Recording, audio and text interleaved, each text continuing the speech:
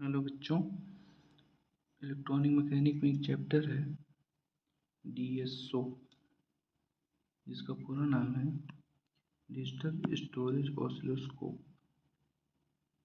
ठीक है, तो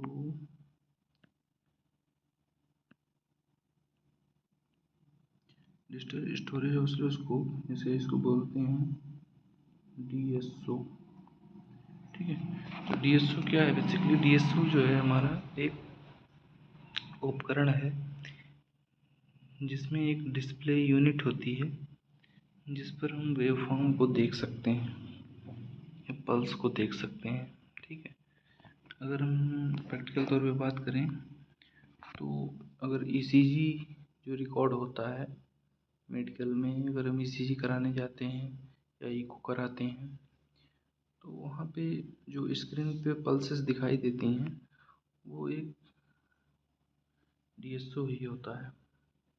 ठीक है, वहाँ पर क्या होता है कि जो वेवफॉर्म जिसको हम देख सकें, ऐसा उपकरण जिसकी सहायता से हम वेवफॉर्म को देख सकें, उसको बोलते हैं डीएसओ। तो डीएसओ में जो बेसिक यूनिट होती है वो क्या होती है, जहाँ पे हम वेवफॉर्म को देखते हैं, वो वेवफॉर्म कैसे बनती है उसके बारे में हम बताएंगे। जो उसकी बेसिक यूनिट होती है किसी भी डीएसओ की, होती है कैथोड रे ट्यूब, जिसको बोलते हैं सीआरटी। ठीक है, कैथोड रे ट्यूब इसे क्यों बोलते हैं? क्योंकि यहाँ पर क्या होता है कि एक कैथोड होता है जो जब गर्म होता है तो गर्म होने पर वो इलेक्ट्रॉनों का उत्सर्जन करता है और वो इलेक्ट्रॉन जाकर एक स्क्रीन पर टकराते हैं। ठीक है, जैसे यहाँ पे जो कैथोड है, यहाँ पे दिखाया गया है एक कैथोड, ये हमारा क्या है, सॉरी,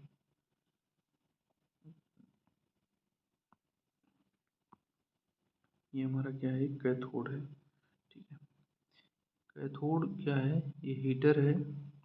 जो हीटर के द्वारा कैथोड गर्म होगा तो ये इलेक्ट्रॉनों को उत्सर्जन कर रहा है, ये इलेक्ट्रॉन यहाँ से निकल रहे हैं। यहाँ पे एनोड लगे हुए हैं, pre accelerating anode, focusing anode, accelerating anode. ये क्या करते हैं, इस इलेक्ट्रॉन जो निकल रहा है इसको गति प्रदान करते हैं, इससे इलेक्ट्रॉन बहुत तेज़ी से भागता है।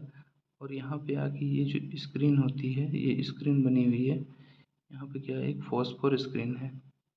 तो इस स्क्रीन पे जब वो टकराते हैं तो वहाँ पे एक डॉट उत्पन्न करती हैं, विजुअल फ्लैश उत्पन्न करते हैं, वो चीज़ चमकती है। ठीक है, तो इस तरह से जहाँ जहाँ टकराएंगे इलेक्ट्रॉन, जहाँ जहाँ जैसे जैसे टकराएंगे वो चीज़ चमकने लगेगी, तो वो एक तरह से वेवफॉर्म का रूप ले लेगी इस तरह से। ठीक है, और इस ये जो इलेक्ट्रॉन टकराते हैं इसको ऊपर और नीचे करने का काम क्या करता है, इसमें दो प्लेट्स होती हैं, एक वर्टिकल डिफ्लेक्टिंग प्लेट होती है और एक हॉरिजॉन्टल डिफ्लेक्टिंग प्लेट होती है। वर्टिकल डिफ्लेक्टिंग प्लेट क्या करती है, इलेक्ट्रॉनों को ऊपर की तरफ या नीचे की तरफ शिफ्ट करती है जिससे वेवफॉर्म बन सके।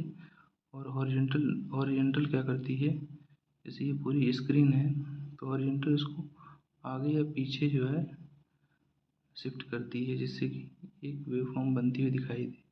ठीक है, तो कैथोड रे ट्यूब क्या होता है, सिंपल एक जो है किसी वेवफॉर्म को देखने का एक पिक्चर बनाने का एक क्या है, उपकरण है, जिसमें एक एनोड लगा होता है। एनोड को जब गर्म करते हैं तो इलेक्ट्रॉनों को उत्सर्जन करता है। वह इलेक्ट्रॉन फोकसिंग एनोड और एक्सीलरेटिंग एनोड के माध्यम से तीव्र गति से जाकर एक स्क्रीन पर टकराते हैं। वो स्क्रीन फॉस्फोर पदार्थ की बनी होती है और उस पर एक कोटेक कोटिंग होती है। उस कोटिंग की वजह से जो इलेक्ट्रॉन उस पर टकराते हैं वहाँ पे क्या होता है, वो जो है फ्लैश उत्पन्न करते हैं। तो जहाँ जहाँ स्क्रीन पे जो टकराएंगे हमारे इलेक्ट्रॉन, वहाँ पर क्या होगा, एक फ्लैश जैसी आकृति बनती जाएगी जिससे हम कोई भी वेवफॉर्म या कोई भी जो है सिंबल उस पर शो होता है। ठीक है, तो इसमें जो मेन यूनिट होती है, यहाँ पे देखिए एक कैथोड रे ट्यूब होती है। ठीक है, और उसमें cathode, heater, pre accelerating anode, focusing anode, accelerating anode, फिर इलेक्ट्रॉनों को ऊपर या नीचे शिफ्ट करने के लिए वर्टिकल डिफ्लेक्टिंग प्लेट और हॉरिजॉन्टल डिफ्लेक्टिंग प्लेट होती है। ठीक है, तो यहाँ पे जो है ये सारी चीज़ें थी मैंने आप लोगों को बता दिया।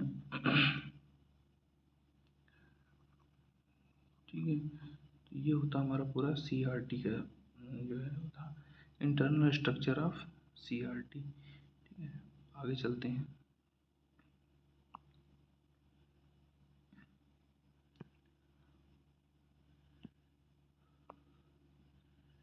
अच्छा, यहाँ पे जो CRT का एप्लीकेशन है वो देख लीजिए, CRT पे कहाँ कहाँ यूज होता है।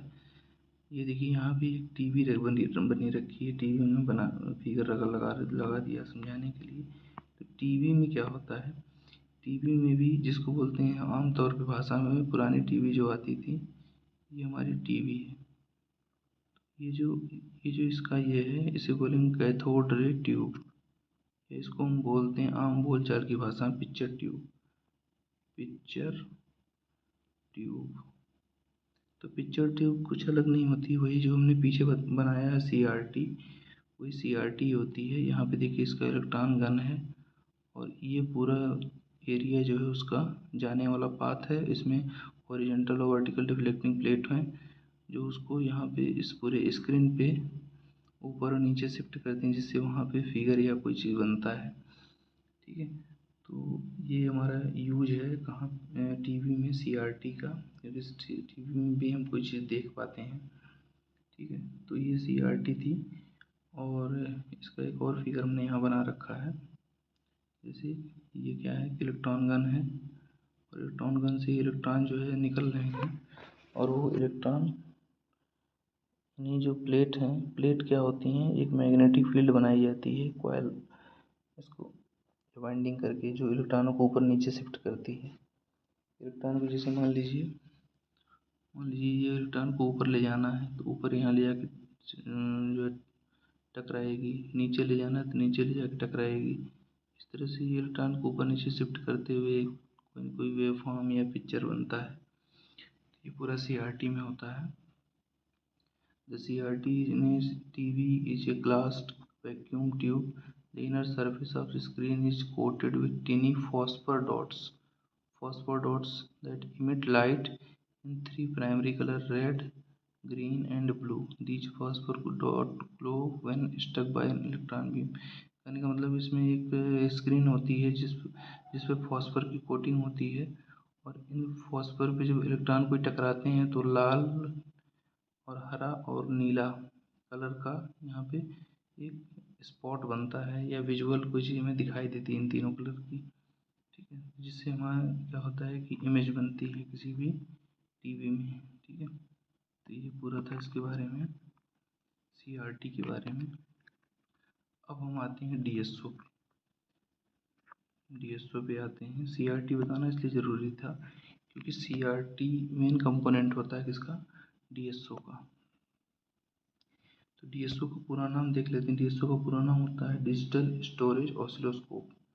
डिजिटल स्टोरेज ऑसिलोस्कोप होता है यहाँ पे, डिजिटल स्टोरेज ऑसिलोस्कोप या DSO। DSO में देखिए मेन कंपोनेंट इसमें क्या होता है, CRT होता है। अब DSO क्या है, DSO क्या करता है,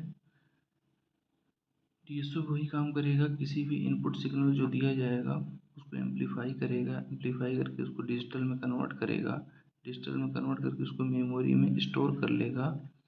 उसके बाद उसको एनालाइजर सर्किट को देगा, यहाँ पे वेवफॉर्म कंस्ट्रक्शन को देगा, फिर यहाँ पे CRT उसको उस वेवफॉर्म को दिखाएगा, और यहाँ पे एक trigger, clock, time base, horizontal amplifier, vertical amplifier या वर्टिकल प्लेट्स।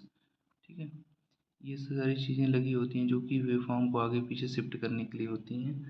ठीक है, तो यहाँ पे जो DSO है, डिजिटल स्टोरेज ऑसिलोस्कोप है, उसका मेन पर्पज़ ये है कि ये इनपुट वेवफॉर्म को, इनपुट सिग्नल को जो है, डिजिटल इनपुट सिग्नल हमारा क्या होता है, एनालॉग सिग्नल होता है। एनालॉग सिग्नल हमेशा कॉन्टिन्यूस सिग्नल, ये हमारा एनालॉग सिग्नल है। ठीक है, और डिजिटल सिग्नल क्या होता है हमारा, इस तरह से हमारा डिजिटल सिग्नल, ये डिजिटल सिग्नल है। ठीक है, जो कि फिक्स वैल्यू होती है और हर टाइम पे वैल्यू नहीं मिलती है। ठीक है, जैसे हमारा क्या है, जैसे हम बनाएंगे, ये हमारा डिजिटल सिग्नल है, ये हमारा डिजिटल सिग्नल है, कभी हाई कभी लो, कभी हाई कभी लो, लेकिन बीच बीच में क्या है, डिसकंटिन्यूटी है, यहाँ बीच बीच में सिग्नल नहीं है। और ये एनालॉग सिग्नल क्या होता है, हमेशा कॉन्टिन्यूअस होता है, जैसे ये कॉन्टिन्यूअस है हमेशा। तो इन दोनों में अंतर है एनालॉग और डिजिटल में। एनालॉग सिग्नल क्या होता है, लगातार या कॉन्टिन्यूअस सिग्नल होता है।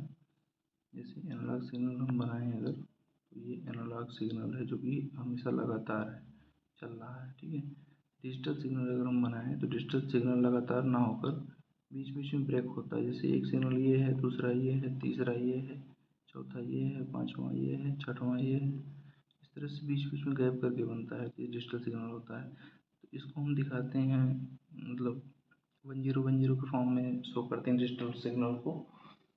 डिजिटल सिग्नल को जो दिखाते हैं हम, ये 10 के फॉर्म में दिखाते हैं। और एनालॉग सिग्नल क्या होता है, कंटिन्यूअस होता है, इसको हम इक्वेशन के रूप में दिखाते हैं, ठीक है। तो ये दोनों में अंतर है। तो जो भी इनपुट सिग्नल होगा, जो भी इनपुट सिग्नल होगा वो एनालॉग होगा, एनालॉग टाइप सिग्नल होगा। और उस एनालॉग सिग्नल को क्या करते हैं, यहाँ पे जो है एम्पलीफाई करते हैं, फिर उसको डिजिटल में कन्वर्ट करते हैं डिजिटाइजर की सहायता से, फिर उसको मेमोरी में स्टोर कर लेते हैं। मेमोरी में स्टोर करने के बाद फिर उसको हम भेज देते हैं CRT पे देखने के लिए कि वो वेवफॉर्म कैसा है, ठीक है। जैसे मान लीजिए हमने कोई चीज़ बनाई जिसपे हमें रेक्टेंगुलर वेव, कोई सर्किट मान लीजिए हमने बनाई, ये सर्किट है जिसके आउटपुट पे हमें चाहिए एक रेक्टेंगुलर वेव, ठीक है। रेक्टेंगुलर इस तरह की वेव हमें देखनी है। तो इसको हम कहाँ डालेंगे, यहाँ पे इनपुट में देंगे। वो इनपुट में आके यहाँ पे CRT में शो होगा, इस तरह से शो होगा, ठीक है। तो हम जान पाएंगे कि हमारे द्वारा जो बनाया हुआ सर्किट है उसका वेवफॉर्म सही निकल रहा है। या हमने कहीं DC बनाई, जैसे मान लीजिए हम रेक्टिफायर लगा के हमने DC बनाया, ठीक है। एक हमने क्या बनाया, एक हमने रेक्टिफायर बनाया, मान लीजिए यहाँ पे डायोड लगाया एक, ये जो है एक डायोड लगाया और यहाँ से इनपुट सिग्नल दिया, यहाँ पर हमें DC निकलेगा, यहाँ पे DC निकलेगा। तो DC क्या होता है, फिक्स होता है। तो इसकी वेवफॉर्म को देखने के लिए हम क्या करेंगे, आउटपुट वाले लीड को हम यहाँ कनेक्ट करेंगे, जिससे CRT पे हमें वो चीज़ दिखेगी कि DC बना है, ठीक है। तो ये होता हमारा DSO का काम। DSO और CRT में मेन डिफरेंस ये है कि CRT केवल क्या करता है, सिग्नल को विजुलाइज करता है, दिखाता है, ठीक है। जबकि DSO क्या करता है, सिग्नल को दिखाता भी है, दूसरी चीज़ सिग्नल को मेमोरी में स्टोर करता है, किस फॉर्म में, डिजिटल के फॉर्म में, ठीक है। तो ये दोनों में एक डिफरेंस है, ठीक है। आगे चलते हैं। ये DSO का जो है मेन रूप है, यहाँ पे देखिए DSO, हमने एक प्रैक्टिकल DSO यहाँ पे फिगर उसका लगा रखा है, इससे थोड़ा सा आइडिया आप लोगों को लग जाए। ये हमारा क्या है, एक DSO है, और इसमें क्या करते हैं हम, ये सब प्रोब्स हैं, जैसे ये प्रोब है, यहीं से हम इनपुट देते हैं DSO में, जिसका जिसका वेवफॉर्म देखना होगा उसका लीड हम यहाँ कनेक्ट कर देंगे, ठीक है, कनेक्ट कर देंगे, जिससे यहाँ पे क्या होगा, ये वेवफॉर्म इसमें बन रही है। जैसे मान लीजिए कोई स्क्वायर वेव निकल रहा है, ठीक है, तो यहाँ पे इसको हम देख सकते हैं। ये सब जो रेगुलेटर लगे हैं, ये वेवफॉर्म को ऊपर नीचे आगे पीछे शिफ्ट करने के लिए होते हैं, ठीक है। ये DSO का एक्चुअल फिगर है। आगे देखते हैं, एक और टॉपिक है फंक्शन जनरेटर। तो फंक्शन जनरेटर क्या है, फंक्शन जनरेटर जो हमारा वो एक IC होती है फंक्शन जनरेटर की, जो कि तीन वेवफॉर्म को जनरेट करती है। फंक्शन जनरेटर क्या करती है, तीन वेवफॉर्म को जनरेट करती है। पहला वेवफॉर्म होती है इसमें रेक्टेंगुलर वेवफॉर्म, इसको बोलेंगे rectangular waveform.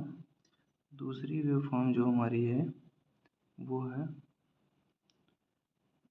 Triangular waveform, triangular waveform या त्रिभुजाकार तरंग। तीसरी जो वेवफॉर्म होती है वो होती है साइन तरंग, ठीक है।